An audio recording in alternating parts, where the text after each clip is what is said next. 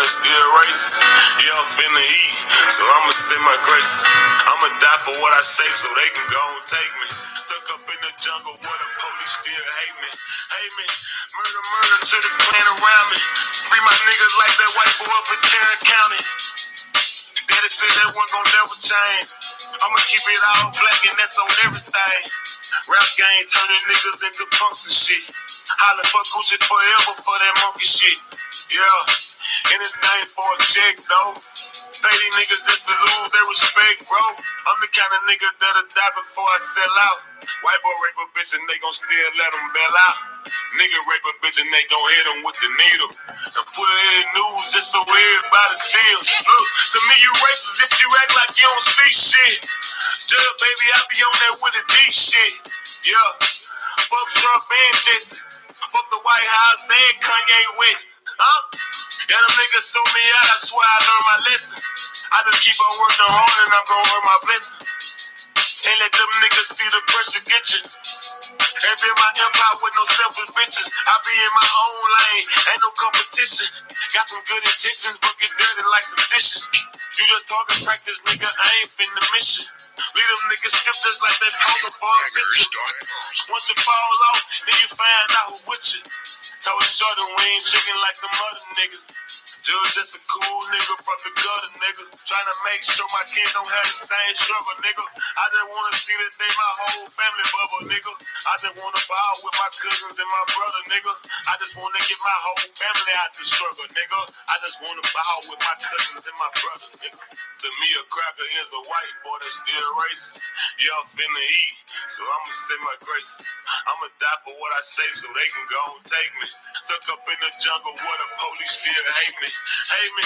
Murder, murder to the clan around me. Free my niggas like that white boy up in Tarrant County. Daddy said that one gon' never change. I'ma keep it all black and that's on everything. Mama say don't never trust me cause they ain't shit. Daddy say take care of your kids but never trust that bitch. I say my prayer but I still want a vest, nigga. Do that mean I don't believe in God or I'm just ready, nigga? I woke up and all my people still with us, nigga. I wanna see my bank account a little bigger, nigga. So I'ma work this 9 to 5 until I'm dead, my nigga. Or I'm going out like in Belly, nigga. Tell him say his prayer so he come in here, my nigga. I'ma shoot him like a damn deer, my nigga. Ay, yeah, my shooters got some shooters too. Ain't nobody missing, so I hope the gun was bulletproof. 9 all black is like a dinner tube. Heat a nigga up there like some dinner food. Shorty shot got it cold hard like the winter. Every time I'ma go hard so they remember. To me a cracker is a white boy that still race. Yeah, I'm finna eat, so I'ma say my grace. I'ma die for what I say so they can go and take me. Stuck up in the jungle where the police still hate me. Hate me. Murder, murder to the clan around me. Free my niggas like that white boy up in Tarrant County. Daddy said that one gon' never change. I'ma keep it all black and that's on everything.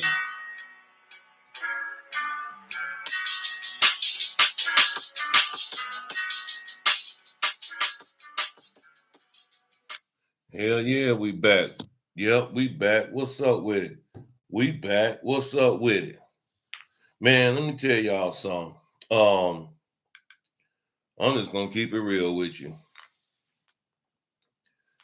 After seeing that video come out of what happened up there in Minnesota, after seeing that video come out and seeing what conspired in that home, man, it triggered something, man. It triggered something in me. It brought back a lot of memories. It brought back a lot of memories, man. A lot of memories that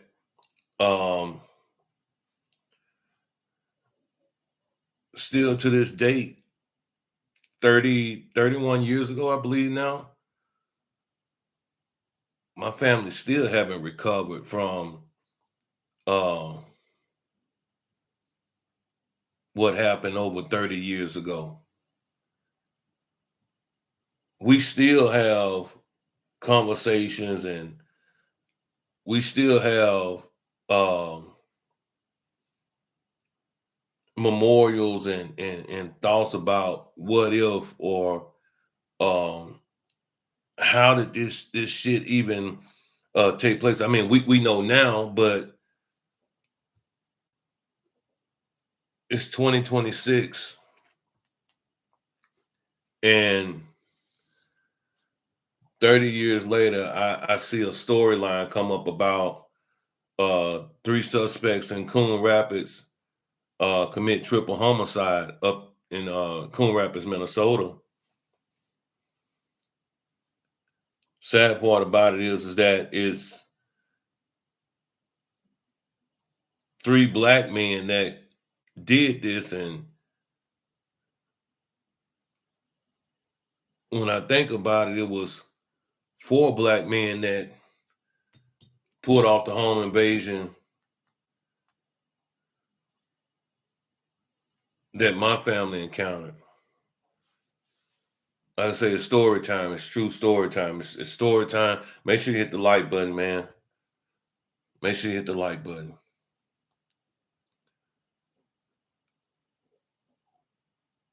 When things like this happen, these are things that happen in our communities, but not even just in our communities. It can happen anywhere because we didn't expect for something like this to happen in our family, you know, and especially back in the 90s. This happened back in 1995. Matter of fact, it was the night the Houston Rockets won the back-to-back championship. That's when the Rockets had uh, Sam Cassell, Robert Ory, Keem Olajuwon, Mario Elie. I remember all this shit like it was yesterday, man.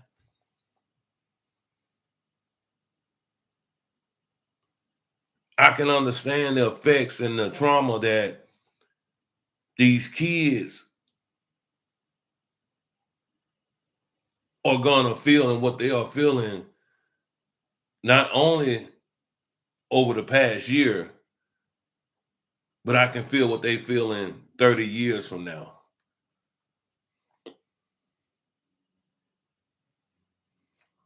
You had a 31-year-old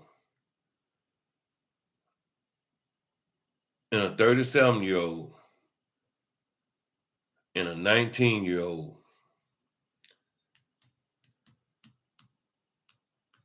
pull off a triple homicide, home invasion up in Coon Rapids, Minnesota. Now, I get the game. I understand that, you know, allegedly what the media is painting, what they're saying is that this family, they was running, what I'm saying, drugs and sending money back home, down to Mexico, for the cartels and so on and so forth. You know what? Okay, cool. All right, whatever. I don't know that to be true. I don't know how true it is, but it's what they're going. That's the narrative that they're pushing for why this shit happened. And all right, cool. But that's why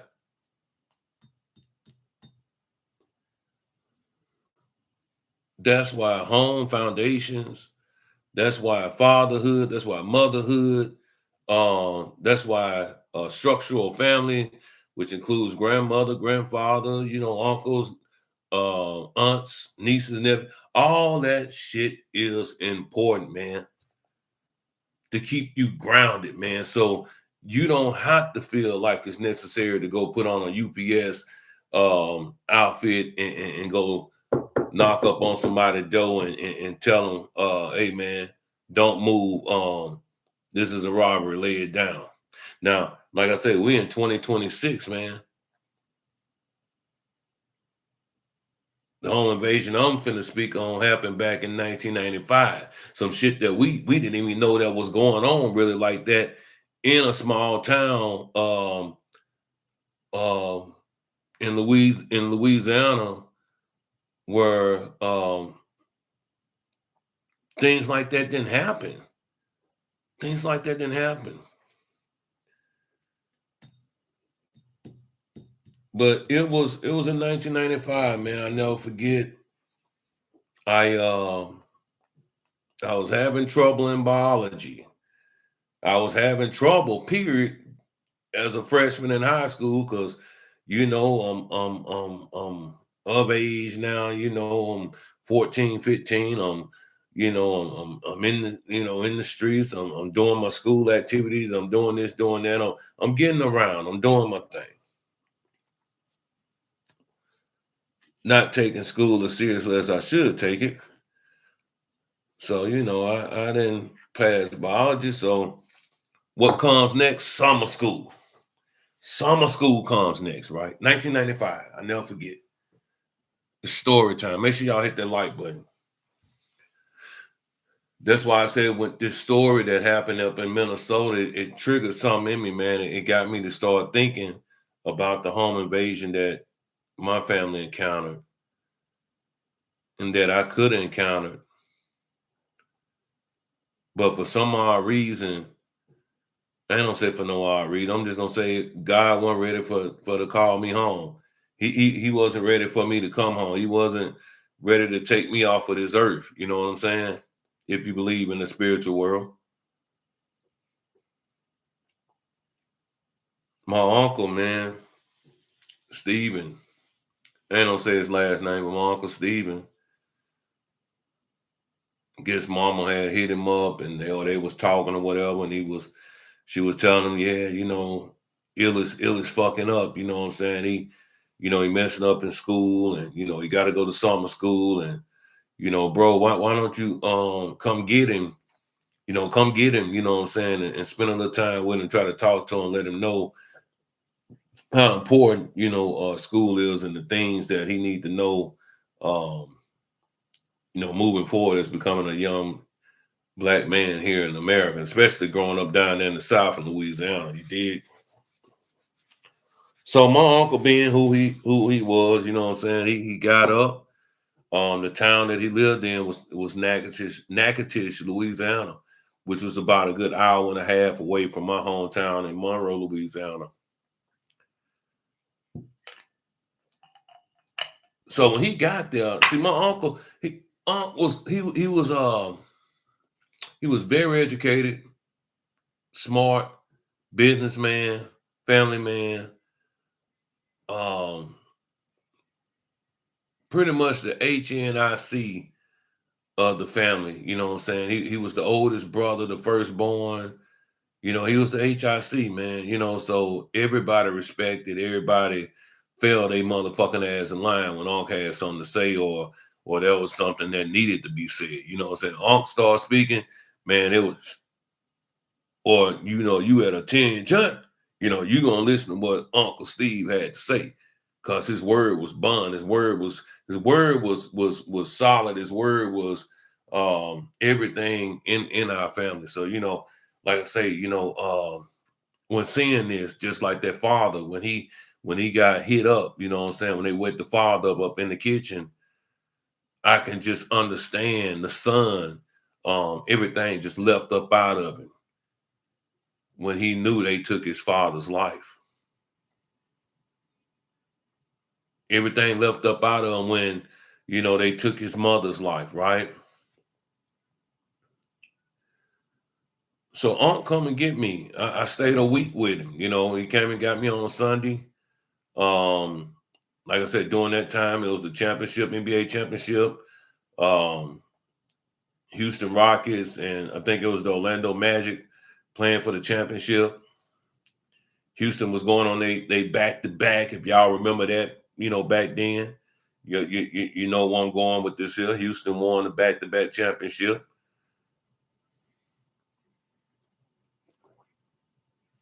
So that Sunday he come get me. We get down that Sunday evening back to his house. Like I say, it was only an hour and a half away from home. We get there. My uncle owned a liquor store. Um, First time business owner. He owned a liquor store in this town, which I think McNeese State University is in that town. if I'm not mistaken. So he got me. He's showing me around. He talking to me. He's educating me. He's giving me the do's and the don'ts. He's asking me questions about, young girls and young, who I'm, hanging around, and what type of, chicks do I like, and what do I like about. So he's trying to get a feel for who his nephew is at this time back in 1995. So I'm down there, man. Anything that he do, he get up in the morning, eat breakfast, get up, we going to the store to go work.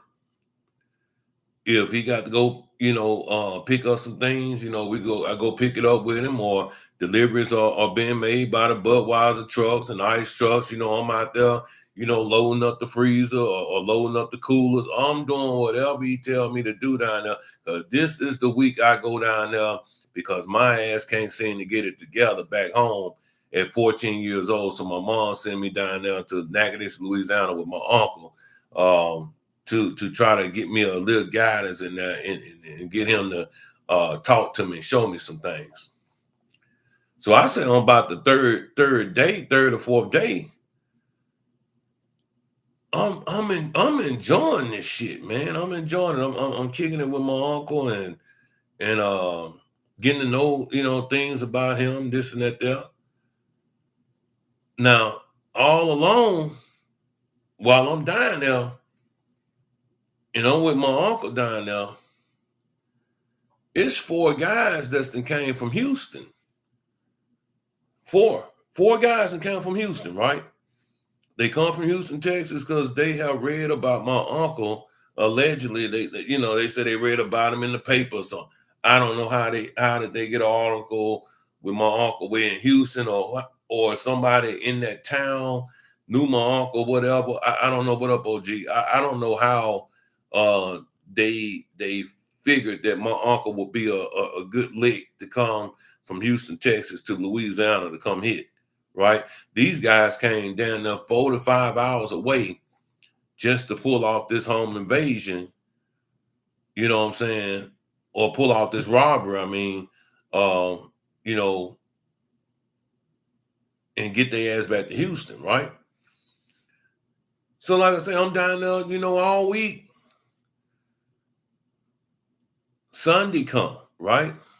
I stayed down there from Sunday to Sunday. So Sunday morning, we get up, we go to the store, we do what we got to do.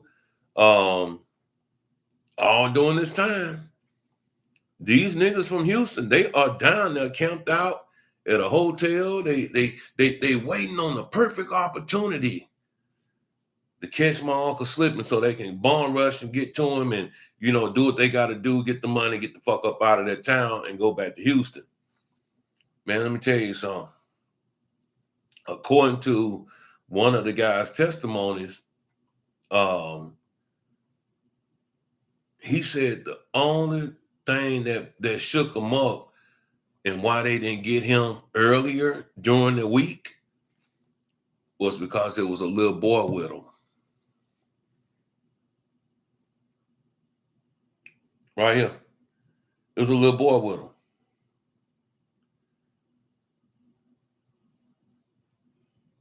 I done got in trouble, not getting my grades and shit in school. So, like I said, my mom sent me down there with my uncle to go kick it with him for a week, right? They said that they didn't go and get him, or go up to the store. No, they came to the store and looked around, bought beer and shit, saying who was all there and how many people was in the store. They did all that shit, casing out the stores, all that shit, right? So later on that evening, about maybe 4 o'clock, 5 o'clock, remember I said the town is only an hour and a half away from my hometown. My uncle gets up, y'all. Say, hey man, I'm gonna take you back home. Don't you got school in the morning? I said, yes, sir. We get in the car. My uncle back then, this back in 95. Man, he had bought that big ass dually, man, big Chevy dually. Back then, wasn't no niggas driving no dually, not nigga unless you had some paper, you know what I'm saying? Niggas weren't riding no dualies and shit back then. Cost too much. Dually back then in 95, man, probably about a good 45, 50,000. That was big money back then, right? I get home, dap my uncle up, man. You know, I ain't gonna go through all the details about everything that we did down there when I was with him, but you know, I dap him up. I said, Uncle, I'm good, man. I'm gonna be all right, man. You know, this and that there. I'm gonna do my best in summer school to, you know, get my grades or get my credit straight for next year going to my sophomore year. Man, I wakes up Monday morning, not knowing that when my uncle dropped me off, right? When he dropped me off back in my at my mama's house, he went picked up my sister and my cousin. Both of them are girls, right? My sisters, my cousin. He had all girls. So he was gonna bring the two cousins down, which is my sister and my cousin, to go hang out with his girls, which they all cousins, right?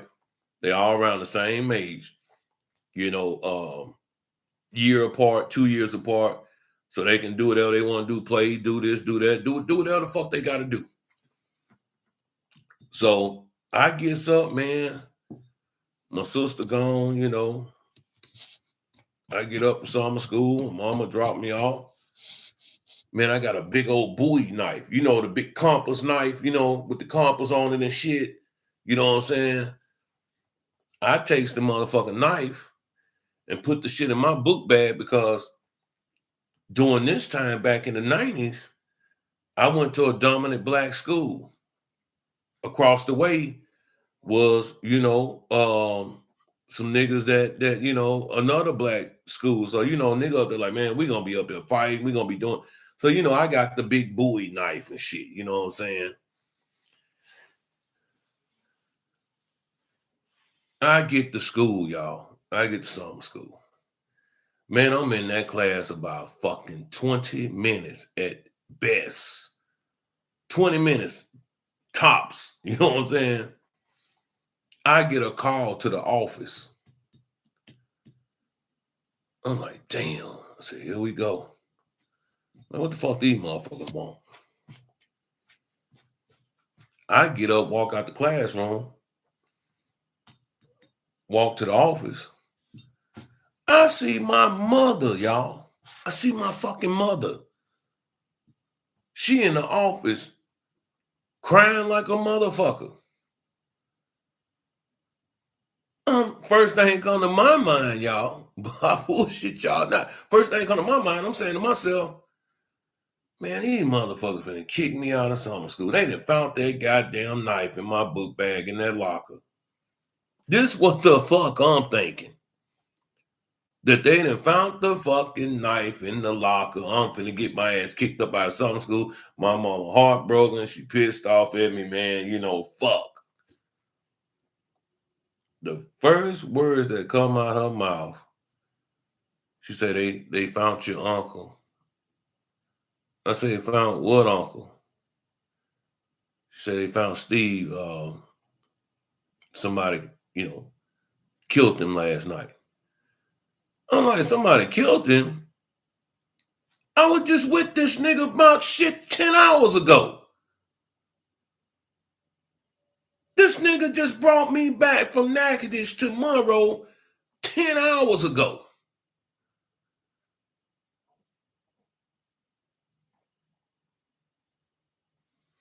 All right. Shit ain't sunk in yet with me, right? Man, I'm tell you something. That was the longest hour and a half I done rode to that fucking town, man. It seemed like it took about motherfucking 4 hours to get there.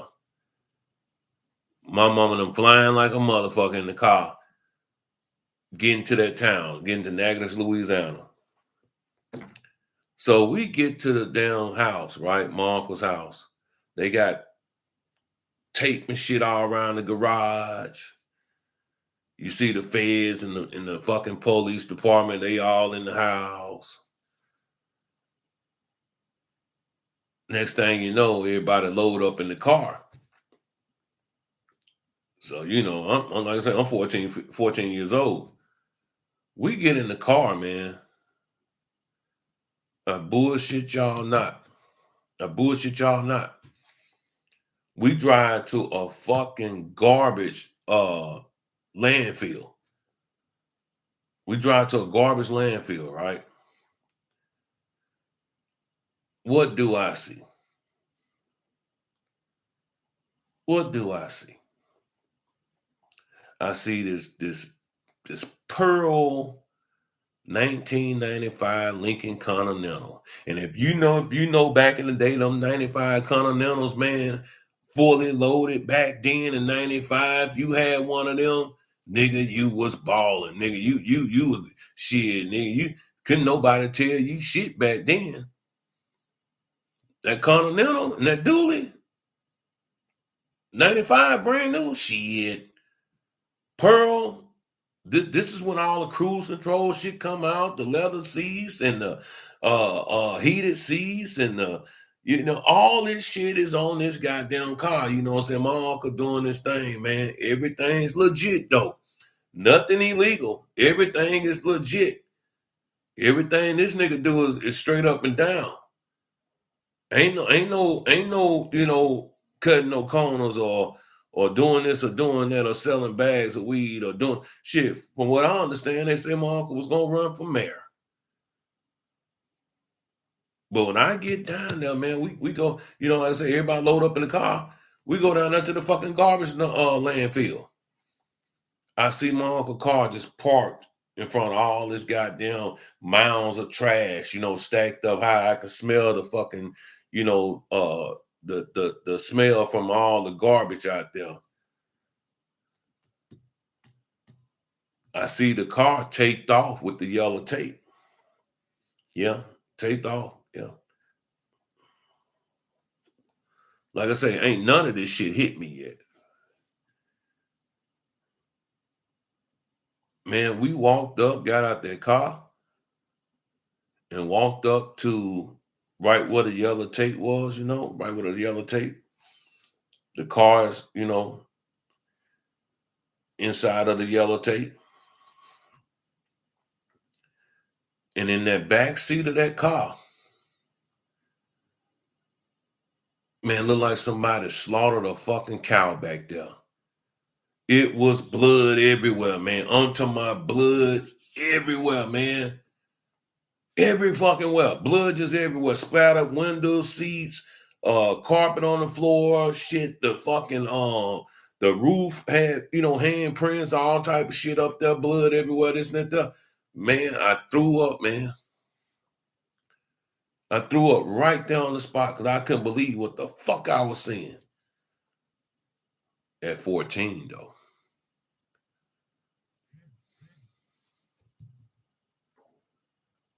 Couldn't believe what I was seeing at 14. Salute the 985J for the cash out. I told you this is story time. It's true story time. That's why I can relate to what the fuck happened in this UPS bullshit that went on up there in Minnesota. Man, I'm telling you, after seeing that shit, man, we going, me and my uncle, my dad, cousins, we all in that small town, man. We looking for anybody who got a fucking black eye, got some motherfucking bruises on their face, this and that, whatever the case may be.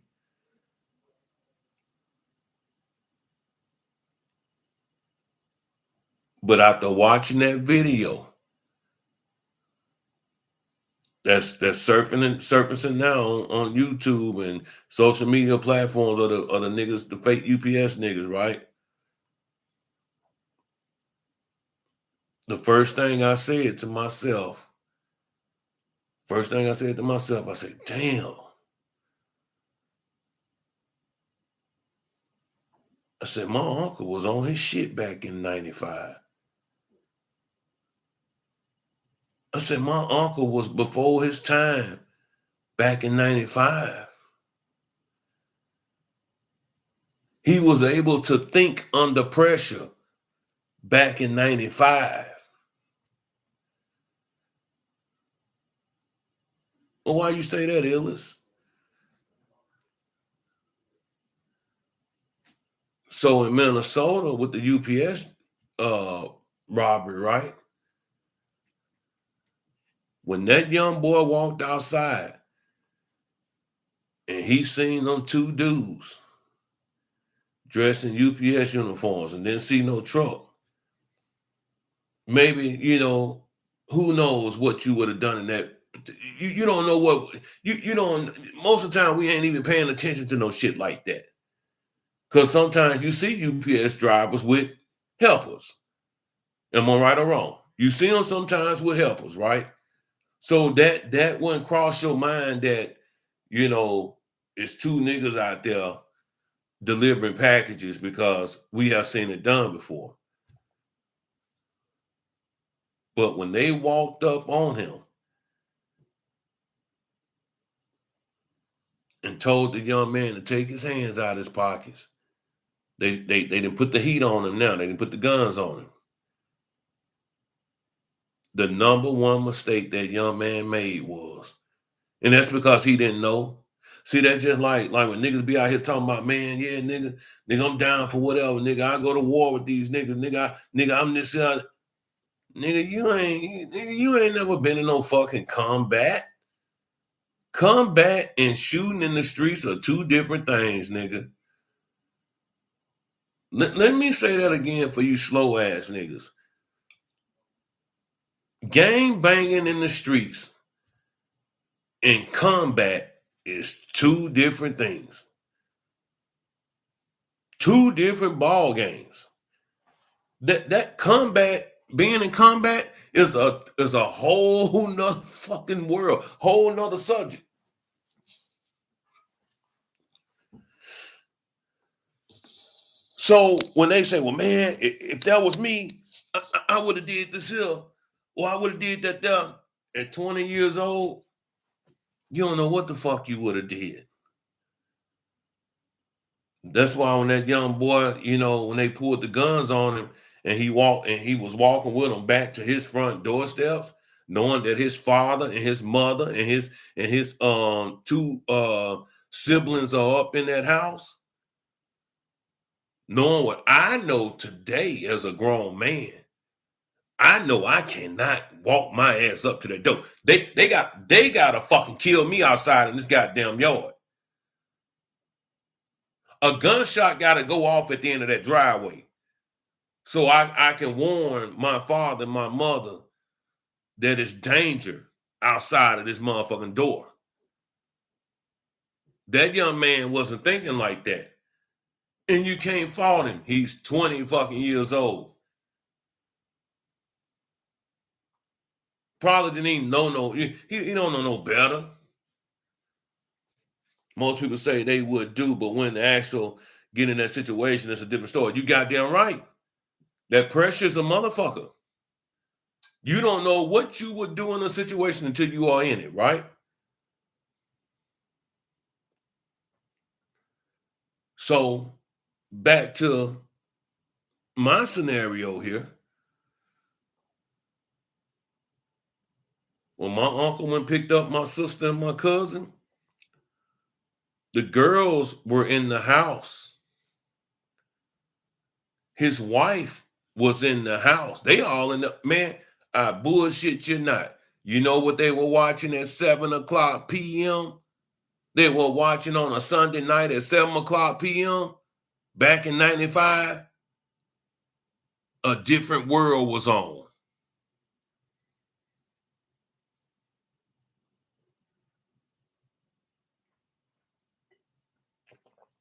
A Different World was on. 7:00 p.m. on a Sunday night back in 1995 on NBC. If you know, you know.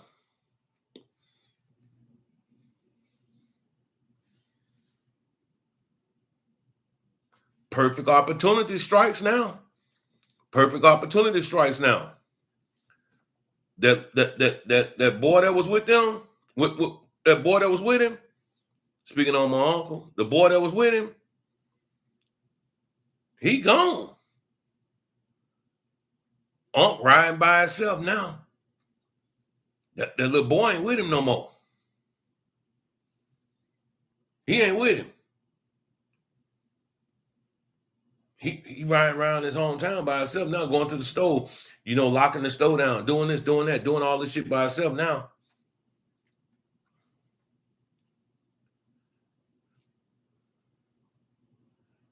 My uncle makes it back to the house at about maybe 8:30, 9 o'clock at night.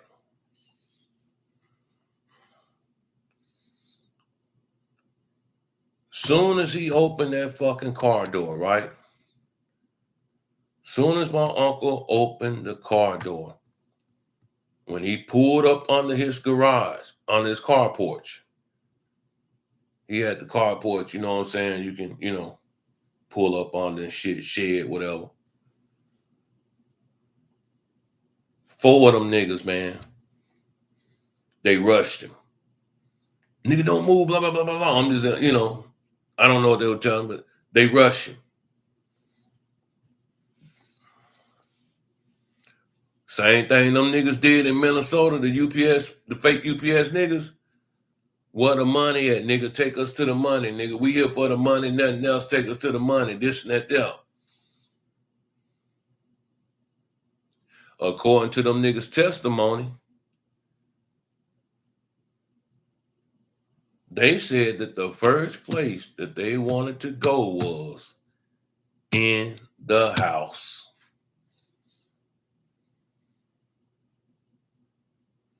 They wanted to go in the house. My uncle can't allow that shit to happen. He got his wife up in there. He got his 3 daughters up in there. He got his nieces up in there, 2 of them. He can't allow them niggas to motherfucking get in that house. They get in that house, guess what's going to happen to everybody in that motherfucking house? What's going to happen if they was to get in that fucking house? What do you think was going to happen to everybody in that goddamn house? I'll just let your minds wander. So what he did was, he said, man, I ain't got nothing. I don't keep nothing in the house, man. I swear to God, I don't keep nothing in the house. Everything at the stove. Everything at the stove. What they do next is, they take my uncle, they tie him up, duct tape his hands together, sit him in the back seat, in the middle. 2 niggas up front, 2 niggas on the side of him, in the back seat. They leave the house, they make it back up to the store, right? They make it back up to his store. They go in the store, but Unc pulled an AZ on their motherfucking ass. He fucking with the fucking combination, and he keep fucking up on purpose, saying that, hey man, I'm nervous. According to them, what they were saying in their testimony, they were saying that, he kept saying he was nervous. He couldn't get the fucking safe open because, he was nervous. There's a gun pointed at him, this and that there. All right, nigga, you playing with us, nigga? You playing with us? That's what they tell my uncle. You playing with us, nigga? Guess they did, y'all. They went right back to the house. Because them niggas knew that there was a total of 6 people in there, and all of them were females. All of them females. So we gonna take this nigga back to the house. And we gonna smoke everybody. Because this nigga's playing with us. He won't open the motherfucking safe. Just like the mother.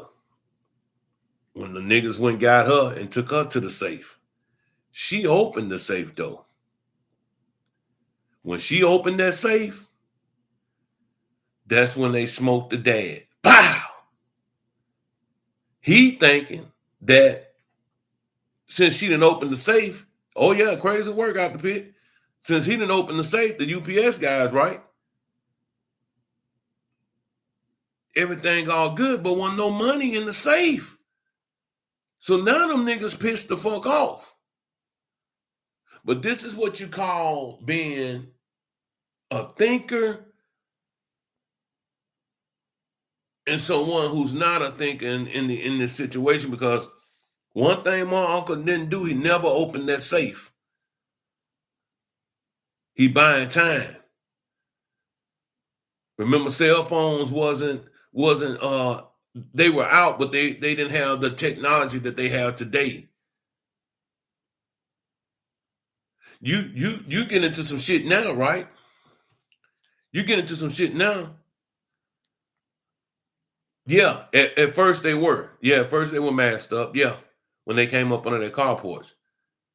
Yeah, they were masked up then. But when you got some shit now, this phone here, man, you can hit the side of this motherfucker, come on, you can say certain words and it'll come on. You can say, hey, dial police. It'll dial. You know, now in the phone thrown somewhere down. Now the motherfucker hear your conversation. Now they can track your phone, do all this shit. You couldn't do that shit back in 1995. You did? So like I say, they back at the house now. They up under the car porch. My uncle know he got to find a way to convince them niggas that ain't no money in that house and that he got to go back to that store in order to protect his motherfucking family. He got to leave his house. He got to find a way to get them niggas from up under that car porch and go back to that store. So them niggas don't go in that house and take out everybody.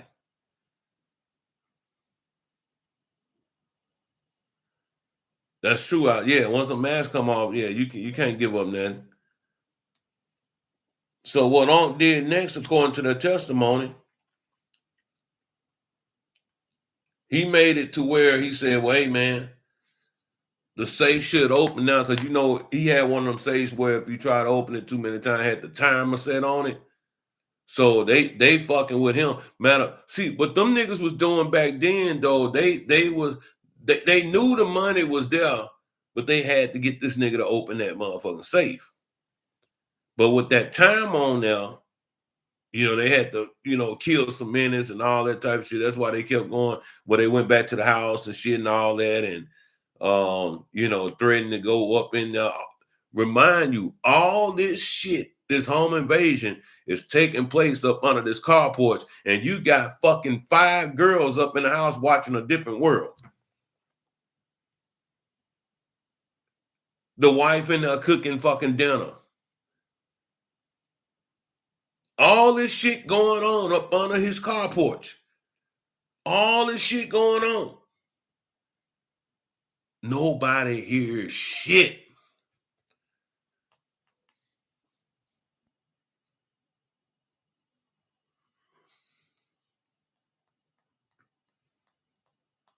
Which was the best thing that ever could have happened.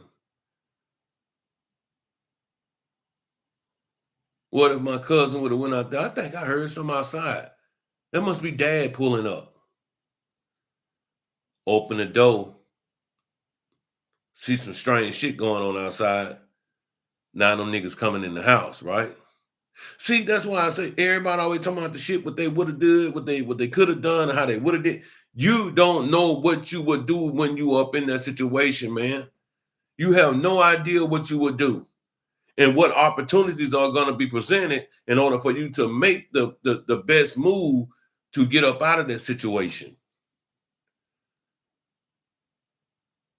So once again, somehow, some way, my uncle got him to put him back in the car, take him back to the store.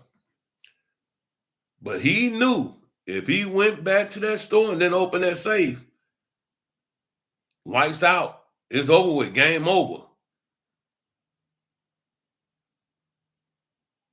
After they whack him, they got to go to the house and get whatever they can get. Safe, whatever, this, that. You know, my uncle had a safe in the motherfucking house. Just like every one of y'all to date right now got a safe in the house. Well, nigga, I got one too. Everybody got a safe in the house. Right?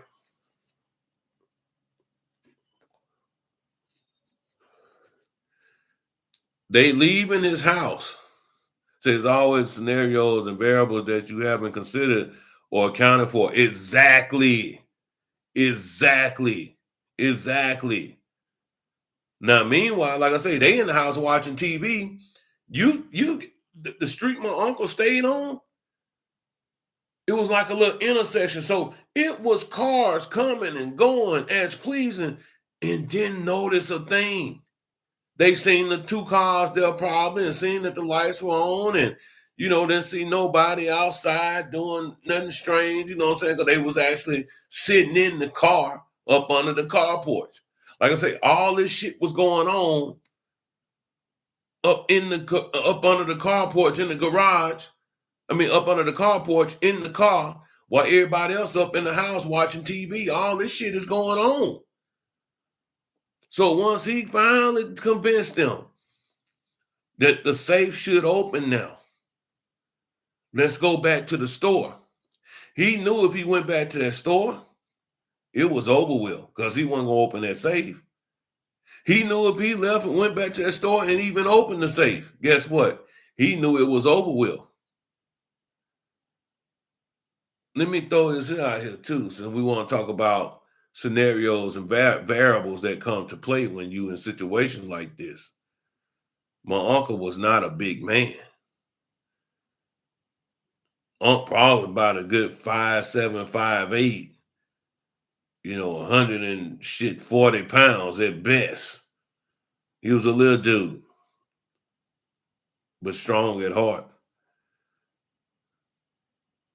Remember that Lincoln Town car? I'm telling y'all about the Pearl Lincoln Town car with the leather seats and the all electric seats and cruise control and I forgot to mention one thing that it had that if you had one of them back in the day, shit, you was really cool. You know what I'm saying? Where you can drive and throw your hand up in the air and your air hanging up out the motherfucking sunroof back in the 90s, throwing up the peace sign and shit. Nigga, you was the shit, nigga, if you had a fucking sunroof back in 1995.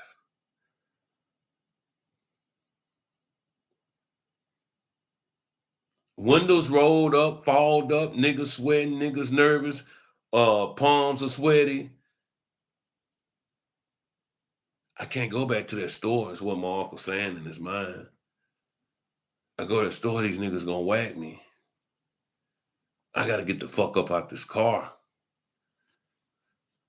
According to their testimony, they say my uncle somehow got her loose from out the tape in the little rope, whatever they had him tied up with. Somebody did a shit ass job. He gets up out of the fucking tape, hit the nigga on the side of him, turn around, hit the other nigga, jumps up in the middle of the car where the armrest sits at right there in the front seat.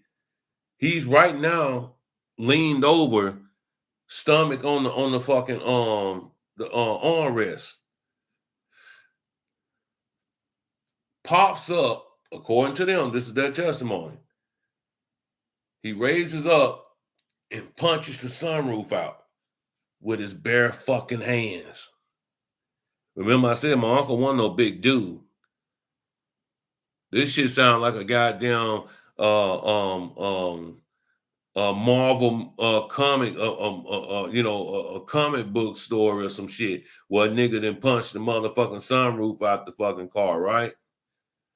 But whatever you got, adrenaline, that's right. Whatever you got to do to get the fuck up out that car, you're going to do whatever you got to do, right?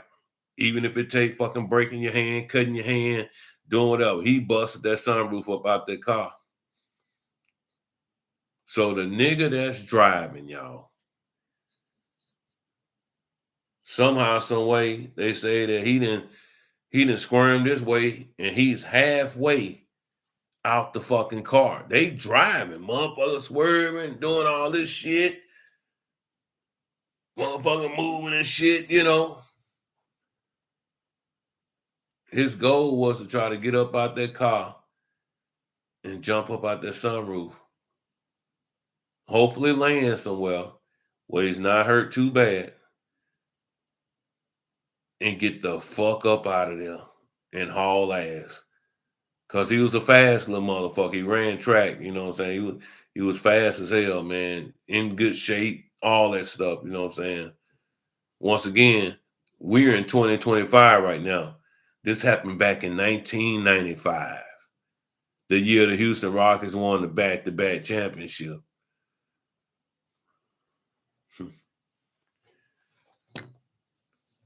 The nigga that's driving, man, like I say, it's four of them. He takes out his pistol and starts shooting up at my uncle. One of the bullets hit him in the chest up underneath his heart.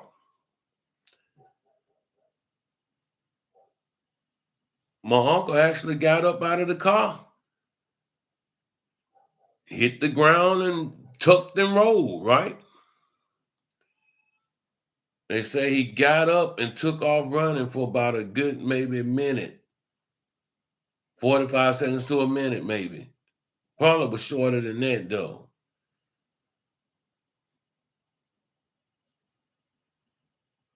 Because the bullet hit him in his heart. And that would cause him to collapse. So once again, just like these puss ass niggas that did this to this family up there in Minnesota, they didn't get nothing. They didn't get a dime from these folks.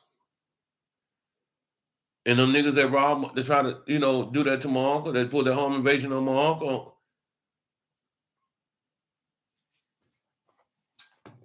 They didn't get in the safe, they didn't get in the house.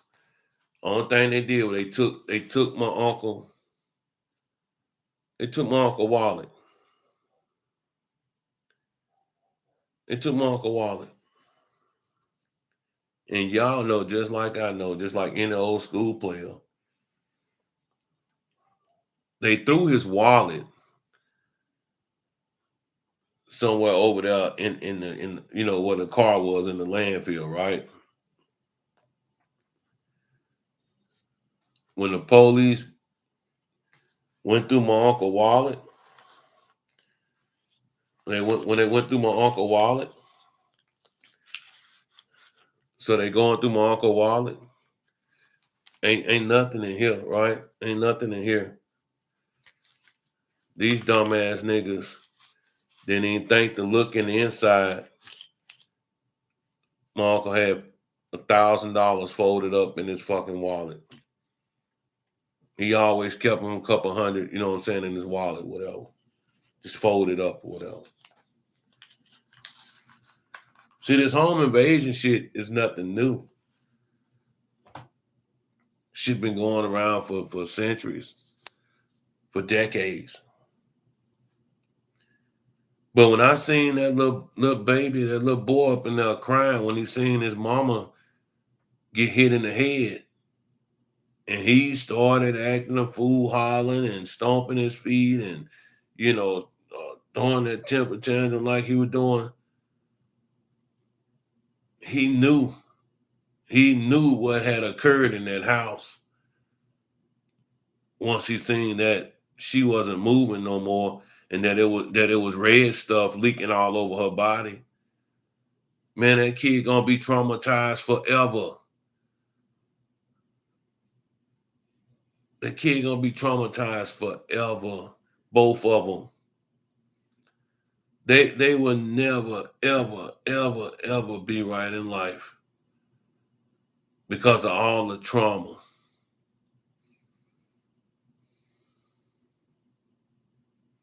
But when Unc came up out of that damn car and jumped out of there, and like I say, the dude in the front seat that was driving started shooting up in the air. He hit him in the chest, hit him right here up under his heart. My uncle get up out the car, he take off running, and he collapsed. Died right there on the side of the road.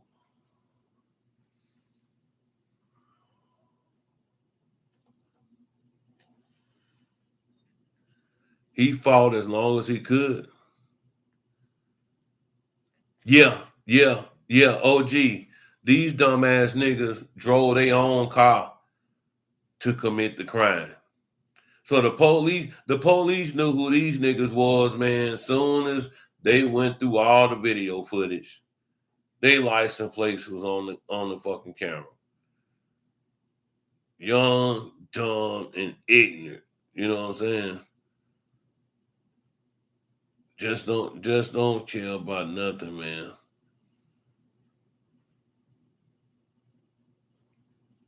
But to how can I say it, to still be traumatized after 30 some years of this shit happening, man, that effect goes on from generation to generation. Maybe after I'm gone, after my cousins that's my age or a little bit older gone, the younger kids, don't know too much about it because we talking about what I'm saying, a 50-year difference, 40-50-year difference in age. You know what I'm saying? Well, they didn't a lot of these kids didn't even know my uncle because he died, you know what I'm saying, so young in his 40s by some niggas that was in Houston that say they read about him, which I think that's a lie. I think somebody in that town told the motherfucker that, hey man, I know an easy lick for you. That's what I believe. That's what I believe. But as far as them catching them, let me tell y'all how they got caught. Now with these niggas here in Minnesota, OG, they was caught right after the crime happened. The niggas that killed my uncle, man, the case went cold for about a good 6-7 years, right? All these years done passed. Motherfucking phone rings. Ring. Crime Stoppers.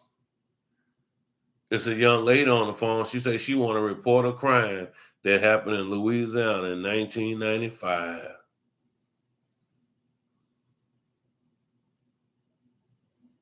Y'all ain't hearing me. Y'all ain't hearing me. The phone rung. It's Crime Stoppers picking up. Young lady says that she has to report. She want to report on a crime that happened back in 1995. This back in like 2010 or 11, somewhere up in there. This is what I'm thinking.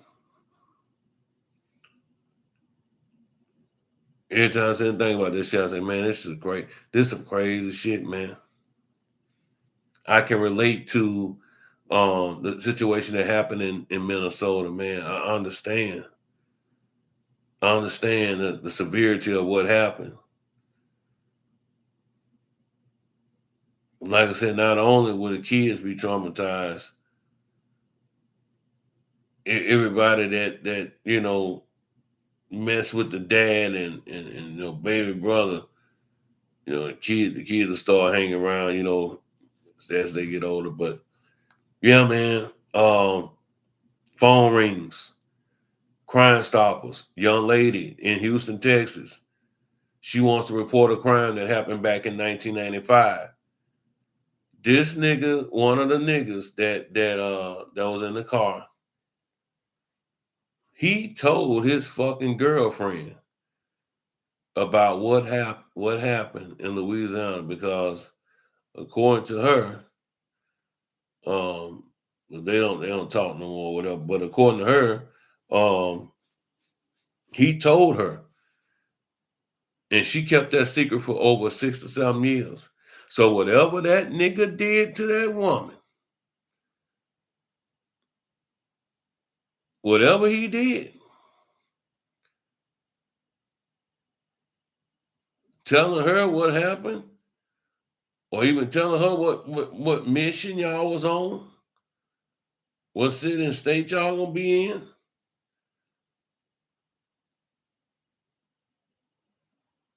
It caught them. That's how they got caught.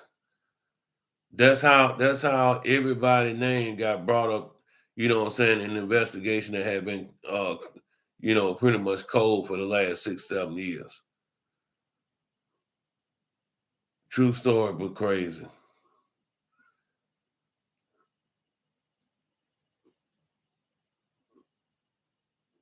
Unbelievable, man. Someone always gonna tell somebody they be flexing or they need to get that pressure off their chest. That's what I think what happened. That nigga was pillow talking and he felt bad about it. And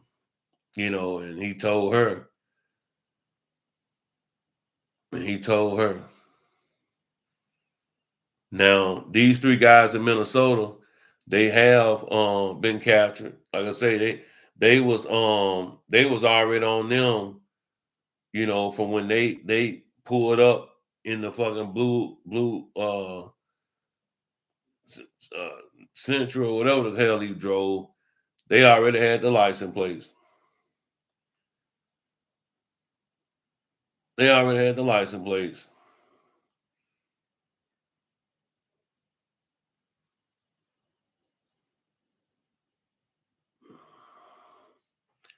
Yep.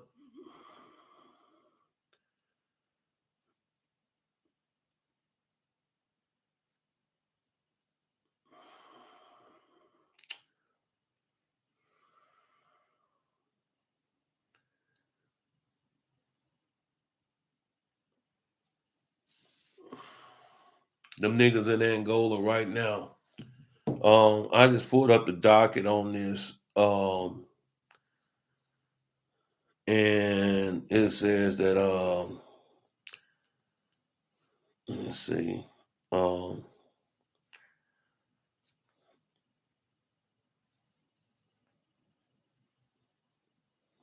the nigga name is last name is Hobley, at the Anthony Hobley, I think that's his name. They got sentenced back in 1999. Um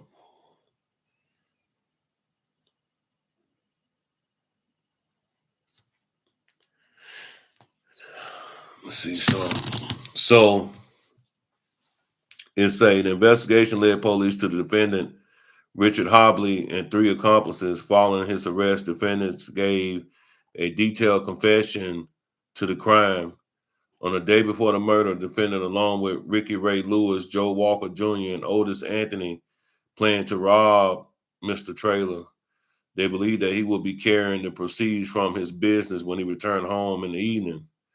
The men stalked out the store and followed Mr. Traylor home, but they did not then execute their plan. I was with my uncle.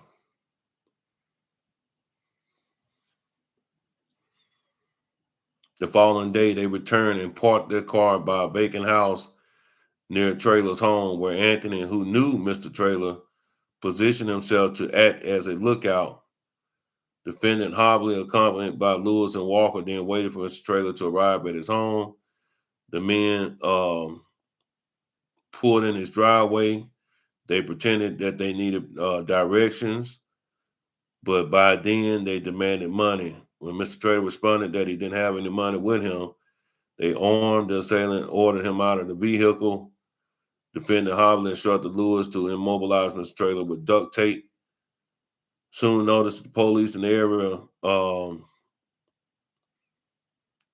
and decided to place Mr. Traylor in the trunk of his vehicle. So they put him in the trunk at first, right? When they took him to the store the first time. Unable to open the trunk, they decided to remove Mr. Traylor from the area. They ordered him into the rear seat of his vehicle. Now, what I'm thinking is when they got in that motherfucking trunk, um, he did something to that trunk trying to get up out that trunk. That's what I'm thinking. Like I say, the car that he was in was a brand new 1995 Lincoln Town car. So while he was back there, Unc probably was fucking up some shit back there in that car. Who knows? Um, they ordered him to sit in the rear seat of his vehicle. Lewis on his right, Walker on the left. The men returned to the vacant house where Anthony was waiting for them. Walker then exited the trailer vehicle and drove off with Anthony in the car in which the men had arrived. Defendant claimed that as he was driving with Mr. Trailer and Lewis in the back seat, a struggle for the defendant's weapon ensued. Right? So Unc seen that nigga gun like, man, I'm gonna take this pussy ass nigga gun. During the struggle, the vehicle veered off to the road and the gun went off twice, striking Mr. Trailer both times, killing him. After the defendant wiped his fingerprints from the car, him and Lewis hitchhiked and leaving Mr. Trailer lying on the seat in the back seat. In his confession, the defendant also stated that he was wanted for an incident that had occurred in Houston, Texas, and gave the interrogating officer a detailed account of his involvement in the shooting that had taken place there. So back then, there was a such thing as jack boys and home invasions.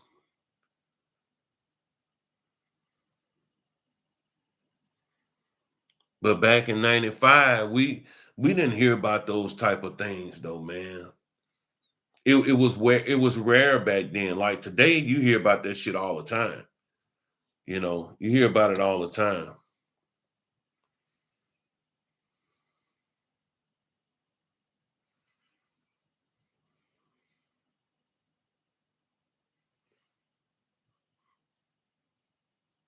They did all that shit to my uncle, man, and didn't get a fucking dime. They did all that shit to them fucking people in that house in Minnesota and didn't get a fucking dime. Family fucked up for life.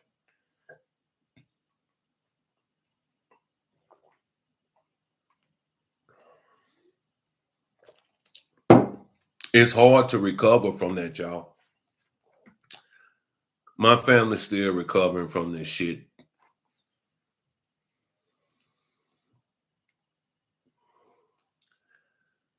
That happened way back in 1995. My family's still recovering from that shit, bro.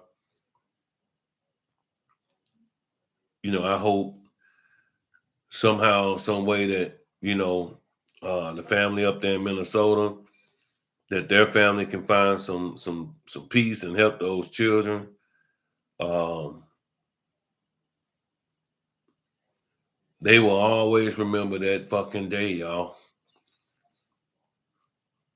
That's some shit that they will always fucking remember, that their mother was laying on that floor in cold blood.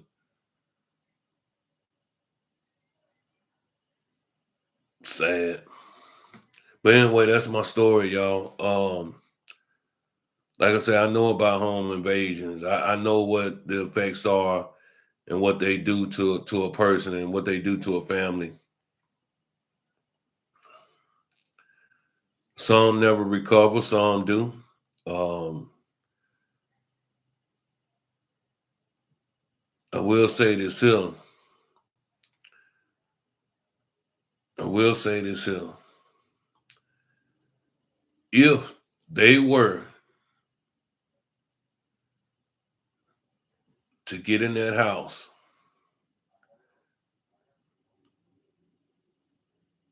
if they were to ever get in that house,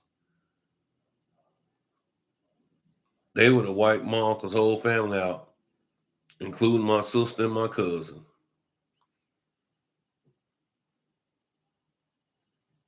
So when you hear these fake ass, punk ass, wannabe ass street niggas on YouTube that sit and talk about what they would have did and what they think what was right and what you would have did and what they would have did in that situation. You don't fucking know what you would have did in that situation.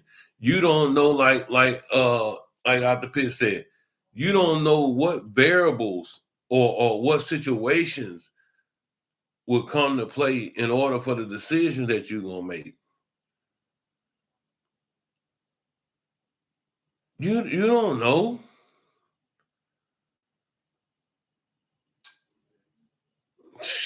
Cold world here, man.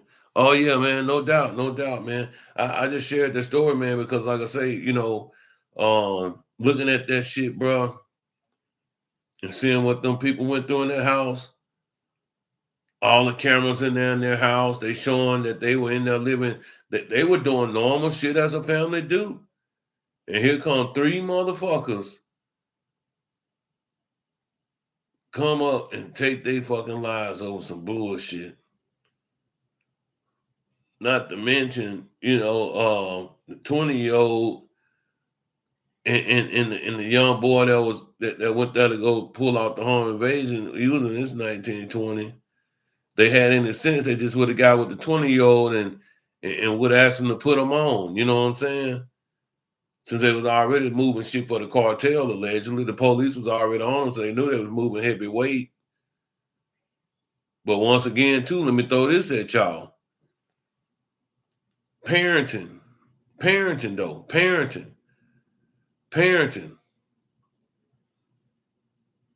Fucking parents brought the streets to their home. So when you hear motherfuckers like YNFL Lucha say, man, who was that? Not Lucha, who was that? Was that Melly? Who was that said fuck the streets? I forgot. Damn, I can't remember the motherfucking name. 21 Savage. I'm sorry, 21 Savage. When 21 Savage said fuck the streets, I think he was talking about this part of the game when he said fuck the streets. I think he was talking about this part of the game. As I've been in those situations. Shoot, see. Yeah, man, I dig it. But yeah, that's what happened, man. That nigga went in there and told that woman. I guess they broke up or he got into it with her, man. That bitch called motherfucking Crime Stoppers on his ass. Showing the fuck did. And I guess since, he was already going down for what happened with my uncle, he just confessed to other murders and shit that he was doing in the city of Houston. Yeah, Boji, them motherfuckers, they stalked out, and waited on that time. Like I say, they was there all fucking week, but they never made a move because I was with him. They didn't know what type of time I was on. And then you got to think about it, they probably didn't want to deal with nobody, no witnesses or anything like that. They just wanted to deal with him one-on-one. It would have been easy that way. I could have took off running. I could have did whatever, when got help. You know what I'm saying? Did this whatever. Who fucking knows? But once again, let me make this clear. At 14 years old, who's to say I would have made the right decision? At 14 years old, who would have said I would have made the right decision on how to handle things if something like that would have came up and I was around? So all that shit about what this other boy should have done, this and that, man, fuck y'all. Nigga, y'all niggas in y'all 50s and 60s and still making fucked up ass choices. Just saying.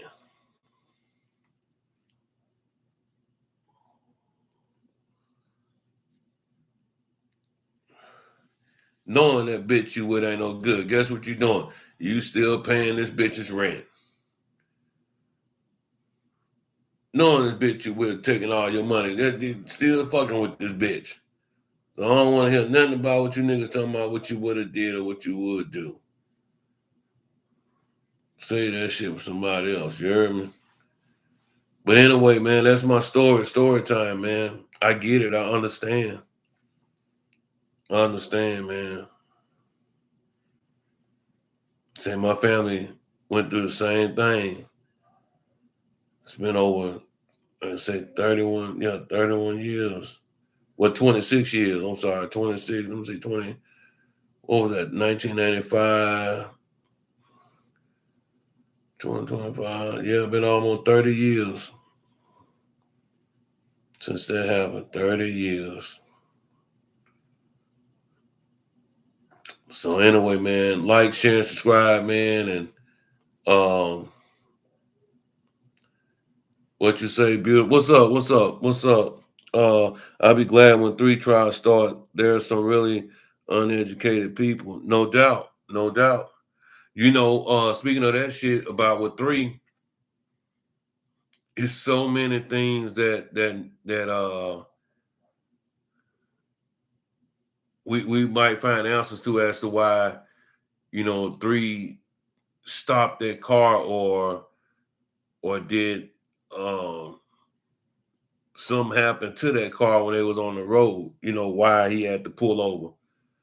Some people say that, according to, his so-called manager, that he was getting out ready to go to war. But, once again, until you're in that situation and know what the variables are, um, you don't know what the fuck Mo 3 was really thinking about, at that time.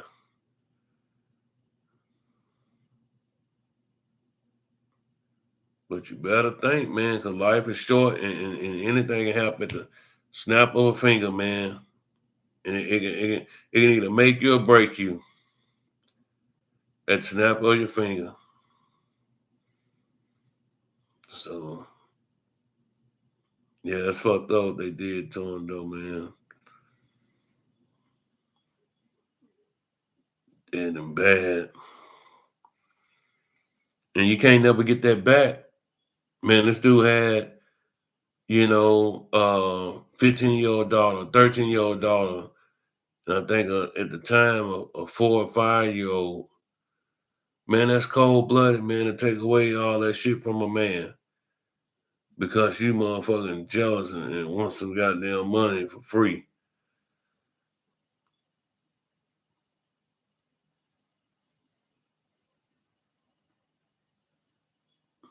For free, man.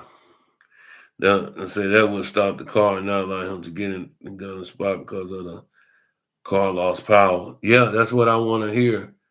That's what I would like to know. Hey, you know what? That's what I was gonna say. On some of these buy here, pay here cars, they got them trackers on there that'll kill the fucking motor, you know. And say I still think that